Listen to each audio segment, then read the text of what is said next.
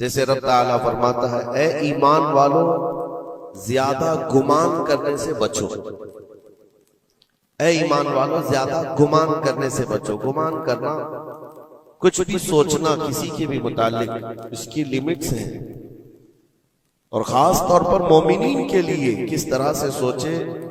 ایسا نہیں ہے کہ تم اپنی عقل کے پردوں کو یا اپنے دماغ کے گھوڑے کو دوڑاتے رہو، جو چاہے من میں آئے جس کے بارے میں سب سوچتے رہو۔ قرآن نے تو اس پر پابندی لگائی، اے ایمان والو زیادہ گمان کرنے سے بچو، ولا تجسسوا، اور کسی کی ٹوہ میں مت لگے رہو۔ تجسس کس کو کہتے ہیں؟ جاسوسی کرنا، کون کہاں جا رہا ہے، کہاں سے آ رہا ہے، اس کے گھر میں کتنے لوگ ہیں، کس وقت ان کے گھر میں کیا کیا ہوتا ہے، تمہیں اس کے بارے میں اللہ نے حکم نہیں دیا، لیکن بھائیوں کی ٹوہ میں لگے رہنا بہت بڑا گناہ ہے، گناہ کبیرہ میں ہے۔ وَلَا يَغْتَبْ بَعْضُكُمْ بَعْضًا، اور آیت کا یہ تیسرا حصہ ہے، اور اپنے بھائیوں کی غیر موجودگی میں ان کی غیبت نہ کرو، ان کے خلاف باتیں نہ کرو۔ اور رب تعالیٰ فرماتا کیا تم میں سے کوئی یہ پسند کرتا ہے کہ اپنے مرے ہوئے بھائی کا گوشت کھائے؟ جو غیبت کرتا ہے گویا کہ وہ اپنے مرے ہوئے بھائی کا کچا گوشت کھاتا ہے۔ اور غیبت کے متعلق بہت سارے لوگوں کو ایسا لگتا ہے ارے میں تو پیٹھ پیچھے کیا سامنے منہ پہ بھی یہی بول سکتا ہوں۔ یہ باتیں جو کہتے ہیں، غیبت کا مطلب یہ نہیں ہے کہ صرف پیٹھ کے پیچھے بولنا، منہ کے سامنے بھی ایسی چیز بولنا جو اس کو بری لگے، وہ غیبت ہے، وہ بھی حرام ہے۔ یہ تین چیزیں اس آیت کے اندر ہیں، ایک بدگمانی کرنا، دوسرے جاسوسی کرنا، اور تیسرے غیبت کرنا۔ اس کے اوپر اگر میں گفتگو کروں بہت طویل ہو جائے گا، لیکن یہ پورے معاشرے کے لیے زہر ہلال ہے، زہر قاتل ہے۔ یہاں سے سوسائٹیاں ٹوٹ جاتی ہیں، رشتے ختم ہونے لگتے ہیں۔ بدگمانی کرنا، شک کرنا، یہ ایک اسی کی قسم ہے۔ ظن اس کو عربی میں کہا گیا ہے گمان، یعنی کسی کے متعلق گمان کرنا۔ دیکھیں دنیا میں جو چیز دکھ رہی ہے ضروری نہیں ہے کہ وہ ویسی ہی ہو، ہر چمکنے والی چیز ہیرا نہیں ہوتی، اور ہر کالی دکھنے والی چیز کوئلہ بھی نہیں ہوتی، دونوں میں بڑا فرق ہے۔ حقیقت کچھ اور ہو سکتی ہے، لیکن بغیر کسی تحقیق کے یا بغیر تمہیں یقین کے گمان کر لینا، یہ تمہیں بہت بڑے گناہ میں لے جائے گا، بہت بڑے گناہ میں۔ اب گمان کی قسمیں بھی میں آپ کو بتاؤں گا، اس سے قبل میں آپ کو بتاؤں صرف سیدنا جنید بغدادی رضی اللہ تعالیٰ عنہ جو سید الطائفہ ہیں، ولیوں کے سردار ہیں، اپنے زمانے کے قطب، گھر میں بیٹھے ہوئے تھے، بڑے آپ گھر سے بھی مالدار تھے، بہت سارے لوگ اپنی ضرورت لے کر کے آتے تھے۔ دوپہر کا وقت تھا، ایک مانگنے والا آپ کے دروازے پر آیا، آپ کو جو دینا تھا وہ دے دیتے، لیکن آپ نے اس کو خیرات دینے کے وقت دل میں یہ سوچا کہ ہٹا کٹا آدمی ہے، کما کر کھا سکتا ہے، اس کو یہ بری لت کہاں سے پڑ گئی، یہ کیسا آدمی ہے۔ بہرحال اس کو جو خیرات دینی تھی دے دیا، وہ بندہ چلا گیا، خیرات لے کر چلا گیا۔ آپ واپس اپنے گھر آئے، اور جیسی آپ آئے نیند لگ گئی، آپ سو گئے۔ آپ کے سونے کے بعد آپ نے خواب دیکھا کہ میدان محشر قائم ہو چکا ہے، حساب کتاب ہو رہا ہے، لوگوں میں نفسا نفسی کا حال ہے، فرشتے کچھ کو پکڑ کر لے جا رہے ہیں، کچھ کا حساب کر رہے ہیں۔ اور جب حضرت جنید بغدادی کا نمبر آیا تو دو فرشتے بہت بڑی تھال لے کر کے آئے، جس میں کچا گوشت تھا اور خون ٹپک رہا تھا۔ جنید بغدادی سے کہا گیا کہ یہ لو، اس کو کھاؤ۔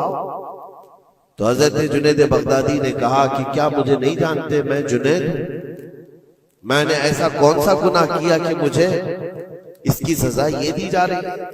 فرشتوں نے کہا اے جنید، کیا اپنے مومن بھائی کے بارے میں آج دن میں آپ نے برا گمان نہیں کیا؟ جو آپ کے دروازے پر آیا اس کے متعلق آپ نے بدگمانی نہیں کی؟ تو حضرت جنید بغدادی رضی اللہ تعالیٰ عنہ بچھک کر کے اٹھ گئے، خوف کے مارے نیند کھل گئی، اور اس کے بعد بے قراری اتنی آئی کہ ہاں میں نے تو گمان اس کے متعلق غلط کیا تھا، تھوڑا سا ایسا بھی نہیں ہے کہ وہ چور ہے، ڈکیت ہے، ڈاکو ہے، یہ بھی نہیں، صرف اتنا سوچا تھا کہ ہٹا کٹا آدمی ہے، مانگتا کیوں ہے۔ حضرت جنید بغدادی اپنے گھر سے نکلے اس فقیر کو ڈھونڈنے کے لیے کہ جو میرے گھر آیا تھا، اور اس کے بعد ڈھونڈتے ہوئے اس کے پاس پہنچ گئے، جا کر کے اس سے معافی طلب کی، کہا کہ آج تو جو گھر پر آیا تھا میں نے تیرے متعلق یہ گمان کیا تھا کہ تو ہٹا کٹا آدمی ہے اور مانگ کر کھا رہا ہے۔ تو اس کے بعد اس شخص نے جو جواب دیا وہ حیرت میں تھا۔ میرے عزیزوں، نہ وہ فقیر تھا، نہ ہی وہ کوئی کمزور اور مجبور تھا، بلکہ اللہ کے ایک ولی تھے جو ان کے امتحان کے لیے آئے ہوئے تھے۔ حضرت جنید بغدادی رضی اللہ تعالیٰ عنہ کو اس سے زیادہ مال انہوں نے لوٹایا اور کہا اے جنید، تیرے مقامات کو اگر کوئی چیز ختم کرتی ہے تو مومنین کے متعلق بدگمانی کر، اگر تو آج یہاں نہ آتا تو تیرے مقامات روک دیے جاتے، آگے تم نہ معرفت و طریقت کے راستے پر بڑھ سکتے، کیونکہ یہ مرض ہے، یہ بیماری ہے، اس بیماری نے تو ہمارے معاشرے کو خراب کیا ہوا ہے۔ بدگمانی سے بچو، یہاں تک کہ لوگوں نے بہت جلدی اپنے دماغ پر یقین کر کے فیصلے بھی لے لیے ہیں۔ آپ مثال کے طور پر کسی گھر سے کوئی نکل رہا ہے اور آپ نے فوراً یہ گمان کر لیا کہ یہ اس گھر میں بدکاری کرنے کے لیے گیا تھا۔ آپ کی نیگیٹیوٹی جو ذہن میں تھی آپ نے گمان کیا اور اس پر یقین کی مہر بھی لگا دی، نہ اس سے آپ نے جا کر پوچھا کہ کون ہے، کیوں آیا تھا۔ اسی طرح کی ایک اور بات میں آپ کو بتاتا ہوں۔ حضرت شفیق بلخی بڑے بزرگ دریائے دجلہ کے کنارے آئے، دیکھا کہ ایک مرد، ایک نوجوان ہے، عورت کو گود میں سلایا ہوا ہے دریا کے کنارے، اور شراب کی بوتل ہاتھ میں لیے بیٹھا ہے۔ اس طرح کا ماحول تو بغداد کا نہیں تھا، پردے کا ماحول تھا، اسلامی ماحول تھا، لیکن کھلے عام کوئی دریائے دجلہ کے کنارے اس طرح بیٹھے اور وہ بھی اولیاء کی نظر پڑے تو ان کے لیے تو بہت حیرت کی بات تھی۔ حضرت شفیق بلخی نے دیکھا، کہا ہائے افسوس، زمانہ کہاں آ گیا، لوگ کھلے عام عورتوں کو لے کر باہر سونے میں باہر مزے کرنے لگ گئے، اور کھلے عام اب شراب بھی پی جانے لگی، شراب بھی پی جا رہی ہے، خود بھی پی رہا ہے، اس عورت کو گود میں تھوڑا تھوڑا سا پلا بھی رہا ہے۔ حضرت شفیق بلخی نے کہا کہ بہت سخت حالات ہو گئے بغداد میں، اتنی عیاشیاں میں پہلی مرتبہ دیکھ رہا ہوں۔ اسی اثنا میں ایک کشتی دریائے دجلہ میں ہچکولے کھاتی ہوئی آ رہی تھی، اور اس کشتی کا بیلنس بگڑا ہوا تھا، وہ آگے بڑھ نہیں پا رہی تھی۔ ادھر ادھر کرتے کرتے اچانک وہ کشتی پلٹ گئی، اس میں 10 لوگ سوار تھے، سب کے سب دریا میں ڈوب گئے۔ یہ جو نوجوان کنارے پر بیٹھا تھا، اس عورت کو جو گود میں لیے بیٹھا تھا، عورت کو اٹھایا اور اس کو سائڈ کیا، بھاگتا ہوا گیا دریا کے پاس، یوں ہاتھ ڈالتا تھا، ایک آدمی کو نکالتا تھا اور باہر کرتا تھا، نہ اس کے پاؤں پانی میں ڈوبتے تھے، یوں سمجھ لیں کہ جیسے دریا میں کوئی کھڑا ہے اور اپنے ہاتھ ڈال ڈال کر کے نکال رہا ہے۔ 9 آدمیوں کو اس نے اپنے ہاتھوں سے دریا سے نکالا اور باہر کیا، اور اس کے بعد ایک آدمی بچ گیا تھا۔ اس نوجوان نے حضرت شفیق بلخی کی طرف دیکھا جو وہیں کھڑے تھے، کہا کہ اے شفیق بلخی، میرے بارے میں بہت کچھ تم نے سوچا دل میں، 9 تو میں نے نکال دیا، ایک آپ نکال دیا، یہ جو جان بچایا ہے میں نے، اور رب تبارک و تعالیٰ نے فرمایا جس نے کسی ایک کی جان بچائی اس نے پوری کائنات کی جان بچائی، پوری دنیا کی جان بچائی، میں نے تو 9 کو بچایا، آپ ایک بچاؤ۔ آپ نے فرمایا اس سلسلے میں بعد میں بات کریں گے، پہلے اس آدمی کو بچا لو، اس آدمی کو بچا لو، میں تم سے التجا کرتا ہوں۔ اس نے 10ویں کو بھی بچایا۔ اس کے بعد حضرت شفیق بلخی کے دل میں احساس ہوا کہ میں نے غلط جگہ گمان کیا، یہ کوئی عام آدمی نہیں ہے، عام انسان نہیں ہے، اس کے متعلق میں نے کیا کیا دل میں سوچ لیا، کیا کیا گمان کر لیا۔ تو آپ کی آنکھوں میں آنسو آ گئے اور کہا کہ مجھ سے بڑی خطا ہو گئی، مجھے معاف کریں، لیکن آپ کو اللہ نے یہ طاقت دی ہے کہ آپ دریا پر کھڑے ہو کر انسانوں کو بچا تو رہے ہیں، لیکن یہ کیا ہے جو کنارے پر بیٹھ کر کے کھلے عام ہو رہا ہے؟ کنارے دریا کے بیٹھ کر یہ کھلے عام کیا ہو رہا ہے؟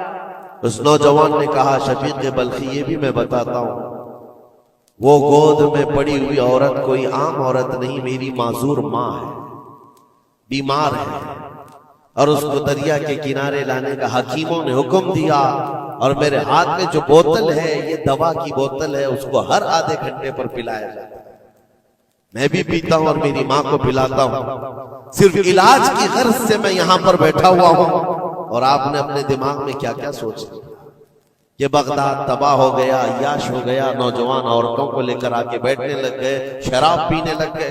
میرے عزیزو یہ بہت بڑے ولی کامل کی بات کر رہا ہوں، حضرت شفیق بلخی، لیکن ان کو خطا کا احساس ہوتا تو وہ روتے گڑ گڑاتے اور توبہ بھی کرتے۔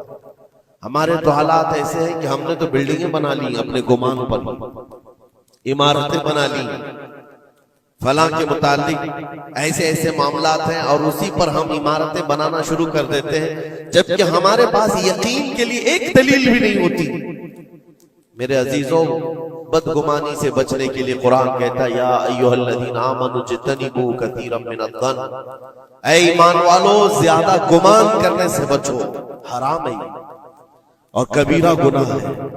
یہاں تک کہ فرمایا گیا کہ بدگمانی کرو گے مومنین کے متعلق، کل قیامت کے دن فیصلہ ہوگا، اور اگر تمہارا گمان غلط نکلا تو ساری نیکیاں تمہاری اٹھا کر اس بندے کو دی جائیں گی جس کے متعلق بدگمانی کیا تھا، اور تم نیکیوں سے اگر خالی تھے تو یہ مت سمجھنا کہ اب کچھ نہیں لیا جائے گا، بلکہ جس کے متعلق بدگمانی کیے تھے اس کے گناہ اٹھا کر تمہارے اوپر ڈال دیا جائے گا۔ اس کے حقوق کی پامالی ہے، حقوق العباد ہے۔ اس لیے یہ گناہ ایسا ہے بلکہ ایک مرض ہے جو لوگوں کے اعتماد کو ختم کرتا ہے، رشتے بگڑ جاتے ہیں۔ مجھے یاد ہے ایک بات بہت پہلے کی، ہمارے زمانے طالب علم، میں نے تقریباً 8-10 سال دیکھا، دو گہرے دوست تھے، بہت گہرے دوست، ایک ساتھ کھاتے تھے، ایک ساتھ جاتے تھے، مشہور تھی دوستی۔ اور اتفاق ایسا ہوا کہ ایک محفل میں بیٹھے ہوئے تھے، ایک دوست جو ہے وہ مجھ سے بات کر رہا تھا، اور اس کا جو دوسرا دوست ہے وہ دور بیٹھا ہوا ہے۔ اب اس دوست نے مجھے کان میں کچھ بات کی، میں نے دیکھ کر ہنسا، وہ بھی مجھے دیکھ کر ہنسا، بات کچھ اور ہی تھی۔ سامنے والے کو ایسا لگا کہ ہم اس کے متعلق پلاننگ کر رہے ہیں، اور اس کو یہ لگا کہ ہم اس کے متعلق کچھ بری باتیں کر رہے ہیں، جبکہ نہ اس کے نام کا مسئلہ تھا، نہ ٹاپک تھا، کچھ نہیں تھا۔ بس اس بندے نے اس بدگمانی کی وجہ سے 10 سال تک بات چیت چھوڑ دی۔ کئی مرتبہ ہم نے بتایا بھی کہ تمہارا میٹر نہیں تھا، تمہارا مسئلہ نہیں تھا، سامنے والے کو یقین نہیں آتا، صرف اور صرف گمان کی بنیاد پر کہ وہ مجھے دیکھ کر ہنس رہا تھا تو میرے ہی متعلق بات تھی۔ یہ اپنے عقل کے فطور پر یقین کر کے عمارتیں بنا لینا تمہیں بہت بڑی گمراہی میں لے جاتا ہے۔ کئی مرتبہ ایسا ہوتا ہے کہ دھوکہ کھا جاؤ۔ اسی سورہ حجرات کی ایک اور آیت میں بتاؤں آپ کو، اللہ کریم فرماتا ہے یا ایھا الذین آمنوا ان جاءکم فاسق بنبأ فتبینوا ان تصیبوا قوما بجہالۃ فتصبحوا علی ما فعلتم نادمین۔ یہ بدگمانی کرنے کا ایک اور ذریعہ ہے، ایک راستہ ہے۔ کیا ہے؟ اللہ فرماتا ہے جب تمہارے پاس کوئی فاسق آدمی خبر لے کر کے آئے تو اس کی تحقیق کر لو۔ یہ اللہ کا حکم ہے۔ کوئی فاسق آدمی، فاسق کون ہے؟ اس کی مثالیں آپ کو مل جائیں گی۔ جو کھلے عام گناہ کرتا ہے وہ فاسق ہے۔ فاسق آدمی جب تمہارے پاس خبر لے کر کے آئے تو رب فرماتا ہے اس کی تحقیق کر لو، ورنہ یہ ہوگا کہ انجانے میں تم کو شرمندگی اٹھانی پڑے گی، تم اپنے کیے پر بعد میں پچھتاؤ گے، الا ما فعلتم نادمین، تم شرمندہ ہو جاؤ گے۔ اکثر ایسا ہوتا ہے کہ کوئی خبر لے کر کے تمہارے پاس آیا اور آج کے زمانے کا بڑا فاسق یہ واٹس ایپ ہے، یہ بڑا فاسق ہے، اس کی باتوں پر کون یقین کرے؟ میرے عزیزوں، لوگ تو صرف ایک دوسرے کی ایڈٹ کی ہوئی تصویروں کو دیکھ کر کے ایمان لے آ جاتے ہیں، ہے نا؟ ایسا حقیقت ہے۔ واٹس ایپ یونیورسٹی کے فارغین تو ابھی زمانے میں بہت ہیں، ان کی نالج صرف اور صرف اسی سے ہے، انٹرنیٹ سے، واٹس ایپ سے، جبکہ ان کی تحقیقات پر اگر لگ جائیں تو اصل وجود میں کچھ ہے ہی نہیں۔ اسی لیے میرے عزیزوں، بدگمانی کرنے سے بچو، بدگمانی کرنے سے بچو، جس کی اصل ہی نہ ہو اس چیز کے پھیلانے کا ہم سبب بن جاتے ہیں کئی مرتبہ۔ اللہ کریم ہمیں اس بلائے عظیم سے محفوظ رکھے۔ مجھے ایک بات یاد آتی ہے، میں نے پڑھا تھا ٹرین میں ایک آدمی سفر کر رہا ہے اور اس کے ساتھ 3 بچے ہیں۔ بڑے بیٹے کی عمر 7 سال کی، دوسرے بیٹے کی عمر 5 سال کی، تیسرے کی 3 سال کی، چھوٹے بچے 7، 5 اور 3 سال کی عمر کے بچے ہیں۔ اب وہ بندہ جب ٹرین میں سفر کر رہا ہو 3 بچوں کو لے کر کے، اور جب بیٹھا ہوا ہے ٹرین میں، کوئی بڑا ادھر سے کودتا ہے، کوئی ادھر سے اچھلتا ہے، یہ تینوں اچھل کود ایسی مچائے ہوئے ہیں کہ اس مسافر کا آرام اور سکون غارت ہو گیا ہے۔ تھوڑی دیر تک کوئی برداشت کر لے گا، اور اس کے بعد مسافر دیکھ رہے ہیں دوسرے۔ بڑا مسئلہ تو یہ ہے کہ اچھل کود تو بچے کر رہے ہیں، باپ ایک جملہ بھی ان کو منع نہیں کر رہا، نہ بڑے سے کہتا ہے کہ بیٹھ جا، نہ چھوٹے کو سنبھالتا ہے۔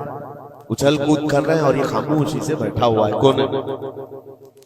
سامنے کے پیسنجر دیکھتے رہے اور کہا کہ کتنا بے غیرت آدمی ہے، بچوں کو ایسے کھلے عام چھوڑا ہوا ہے، بیلوں کی طرح ناچ رہے ہیں۔ اب کانا پھوسی بھی شروع ہو گئی۔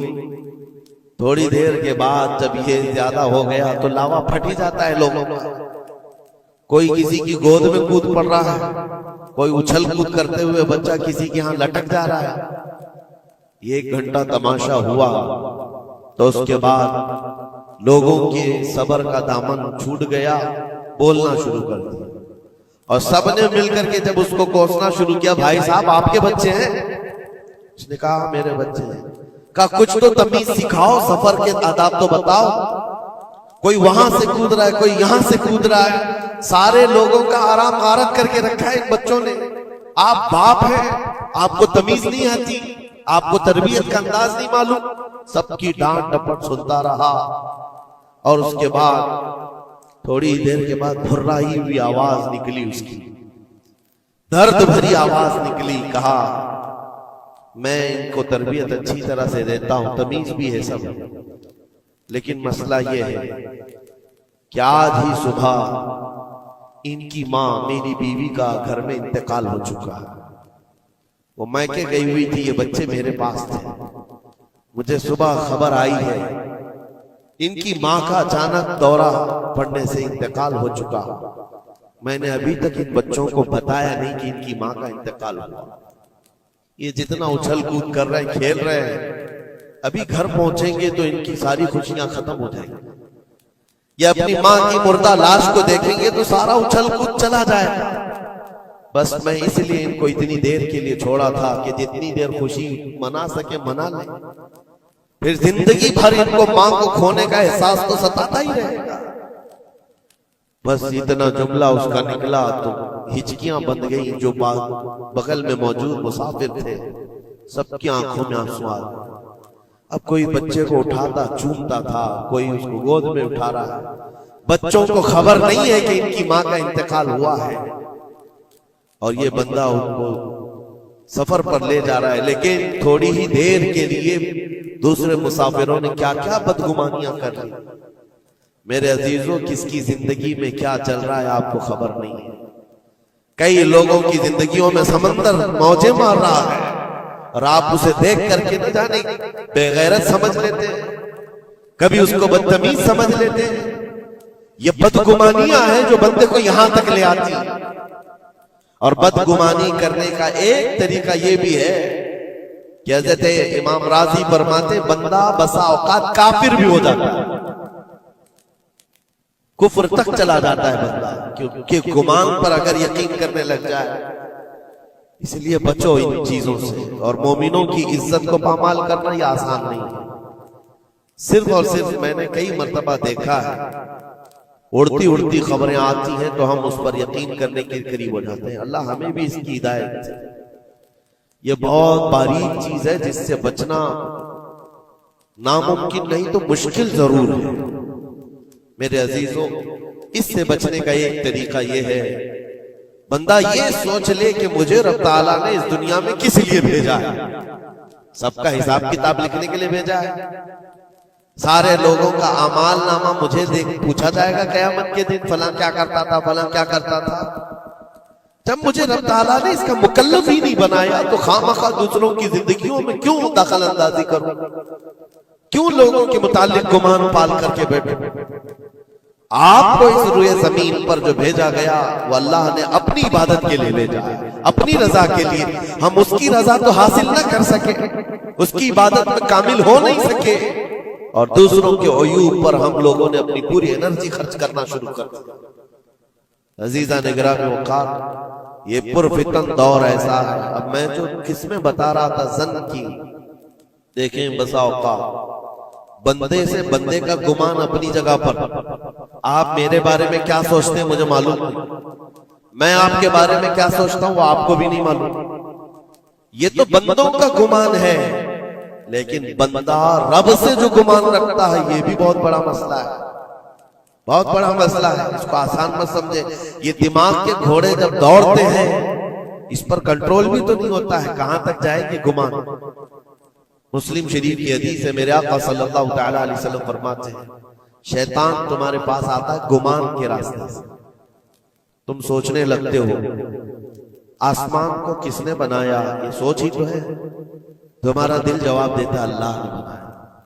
زمین کو کس نے بنایا، اللہ نے بنایا۔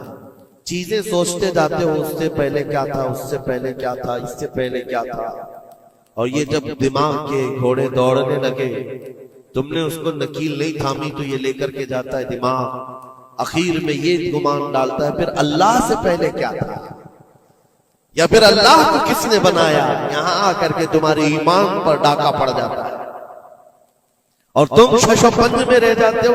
خود سے اگر کچھ سوچ کر فیصلہ کر لیا کہ اللہ کے پہلے ایسا تھا یا اللہ ایسا تھا، نعوذ باللہ، تو کفر ہو گئے۔ ایک گمان کے راستوں کو آزاد چھوڑنے کا حکم نہیں دیا گیا ہے۔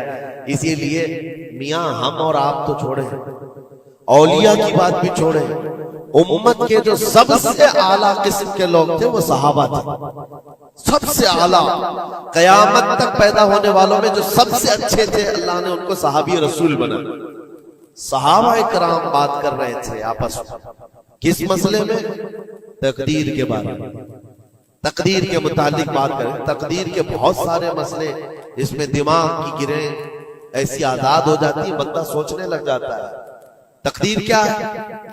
جو کچھ بھی دنیا میں ہونے والا ہے اللہ تعالیٰ نے اس کو پہلے سے لکھ دیا ہے۔ یہ یقین ہے کہ نہیں آپ کا تقدیر؟ اور تقدیر کا انکار کرنے والا کافر ہے۔ یعنی جو کچھ اچھائی یا برائی زندگی میں ہو رہی ہے اللہ نے اس کو پہلے سے لوح محفوظ میں لکھا، یہ تقدیر ہے۔ اب بندہ یہاں سوچنے لگتا ہے اگر پہلے سے لکھا ہوا تھا تو مجھے تو وہی کرنا ہے جو وہاں لکھا ہوا ہے، اس میں میرا کیا قصور ہے؟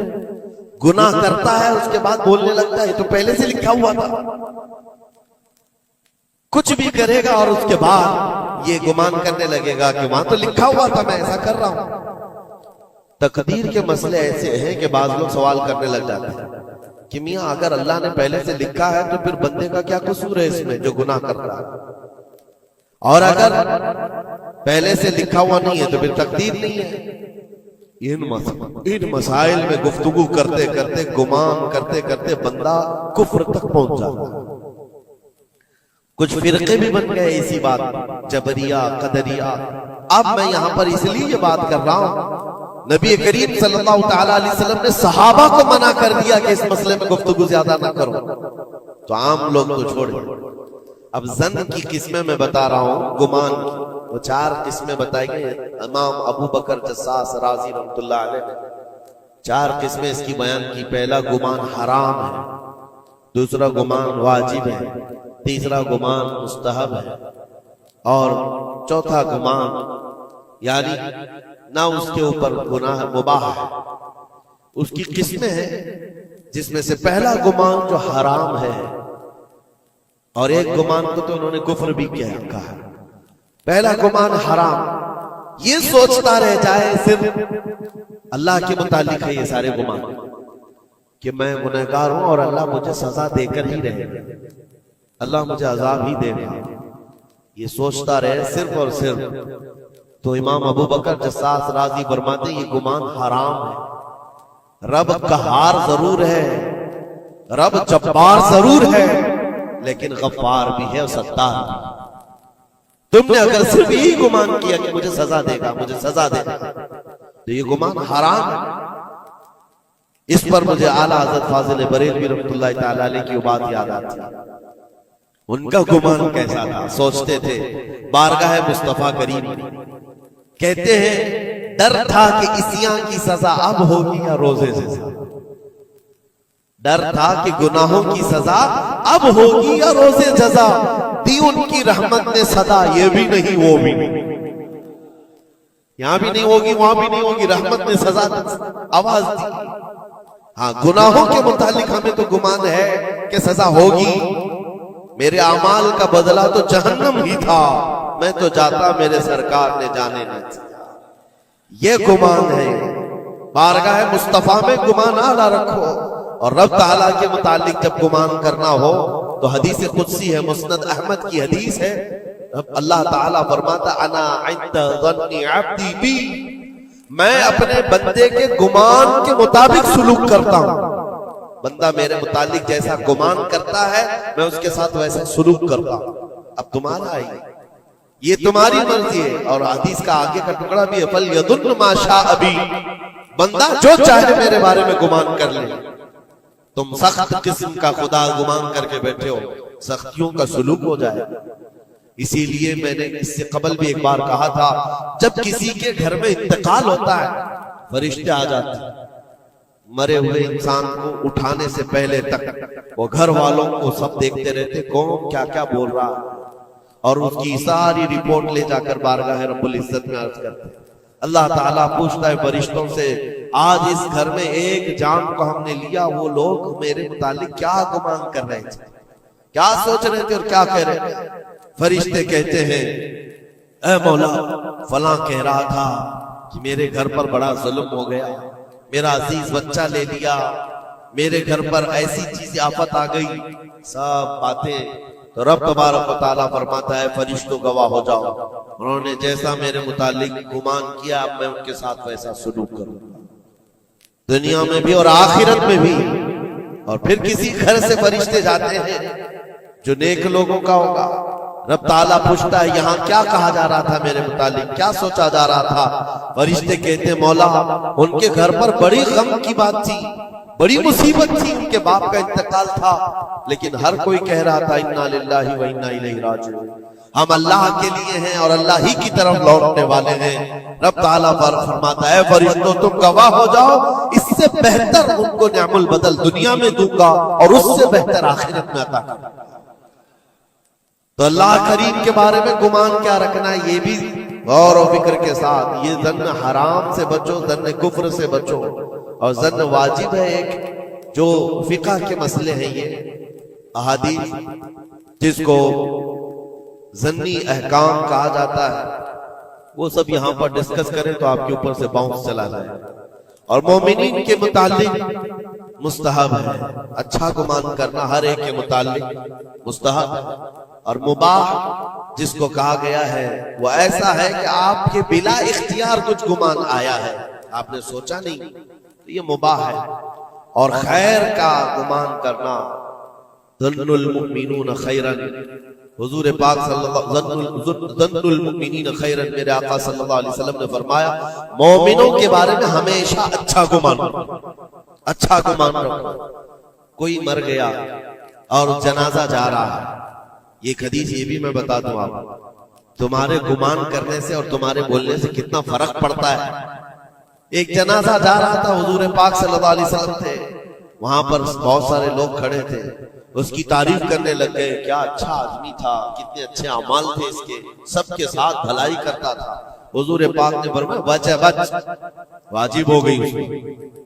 پھر ایک جنازہ نکلا اور لوگ اس کے متعلق کہنے لگے بڑا بدکار آدمی تھا، یہ زمین کا بوجھ ہے، چلا گیا، لوگوں کے ساتھ برائیاں کرتا تھا۔ حضور نے فرمایا وجبت، واجب ہو گئی۔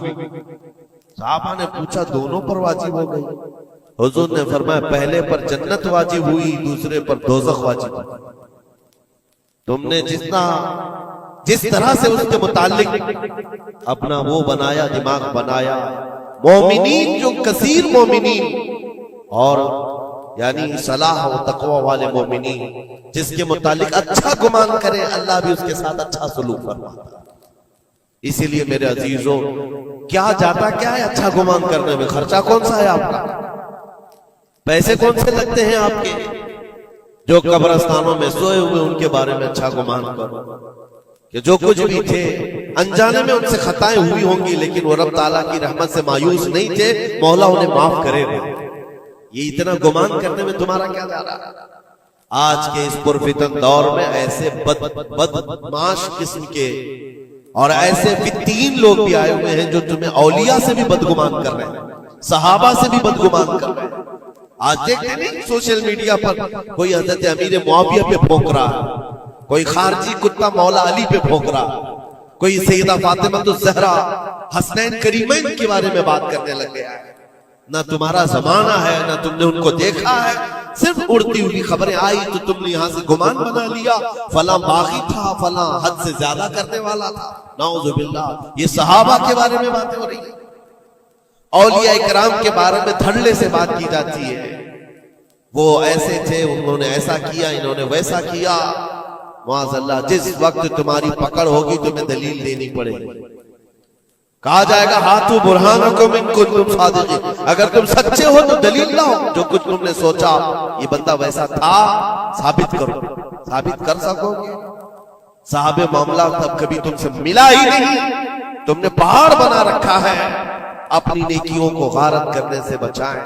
پھر قرآن کی آیت پڑھتا ہوں، اے ایمان والو کثیر گمان کرنے سے بچو۔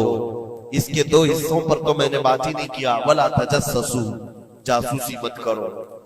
یہ جو ٹپر بنے ہوئے گھومتے ہیں، مومنین کی خبریں پولیس والوں کو دینا، حکومت کے عہدیداروں کو پہنچانا، اس کو تو آج سمجھتے پیشہ ہے۔ یہ 500 کی نوٹ ملتی ہوگی، اس کی مثال ایسی ہے کسی کتے کو ہڈی ڈالی جا رہی ہے اور وہ ان کے پیچھے تم ہلاتے ہوئے بھاگ رہا، تمہیں پتا بھی ہے کتنا بڑا گناہ ہے یہ، کتنا بڑا گناہ ہے۔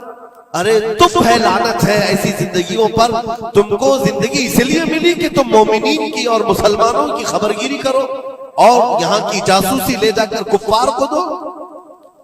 کل قیامت کے دن کیا جواب دو گے رب تعالیٰ کے بارے میں؟ رب تبارک و تعالیٰ کے ان بندوں کے متعلق جو اسے اللہ پکارتے ہیں، تم ان کی خبریں لے جا کر ان کفار و مشرکین کو دینا چاہتے ہو جو ہماری جان کے پیاسے ہیں۔ مسلمانوں میں سے اگر کوئی ہے تو باز آ جائے، توبہ کر۔ اتنا خطرناک گناہ ہے کہ مرنے کے بعد قبر میں اس کا چہرہ قبلے سے بدل دیا جائے، کب قبلہ سے بدل دیا جائے گا اس کا چہرہ، اس کو قبلے کی طرف رکھنے نہیں دیا جائے گا۔ عزیزان گرامی اوقات، اللہ کریم ایسی بری نوبتوں سے ہمیں محفوظ فرمائے، ایسی بری ڈیوٹی سے اللہ محفوظ فرمائے۔ کریم خدا ارحم الراحمین کی بارگاہ میں دعا ہے کہ ہمیں ہماری عقل پر کنٹرول کی توفیق دے اور ہمیں مومنین کے متعلق حسن ظن کی توفیق عطا فرمائے، بدگمانی سے کیے ہوئے گناہوں سے مولا ہم کو معاف فرمائے۔ رب تبارک و تعالی ہماری گمان سے مومنین کا کسی کا دل دکھا ہو، ہم تیرے بارگاہ میں سچی توبہ کرتے ہیں، مولا ہمیں معاف فرما دے۔ وصلی اللہ تعالی علی خیر خلقی محمد وآلہ وآصحابہ اجمعین برحمت